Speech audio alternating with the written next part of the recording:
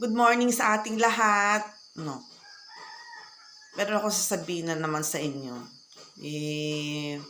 Meron akong kaibigan na iyak ng iyak kagabi sa akin ng naghiwalay sila ng boyfriend niya. Sabi ko naman sa kanya, wag mong ipilit yung sarili mo kung ayaw na niya sa'yo. Hindi yung ganyan, nagkakasakit ka na o parang mamamatay ka na. Parang feeling mo, end of the world na, sabi ko. Kung ayaw niya sa'yo, huwag mong ipilit yung sarili mo. Mag-move on ka na, sabi ko sa kanya. Kaya, alam niyo, kung nawalan tayo, mas marami pa ang darating yan. Mas marami pa ang papalit. Kaya, yun na, nagkakasakit na o ano na.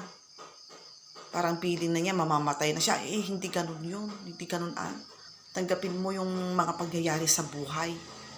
Mag-move on ka na. Kakasakit na siya.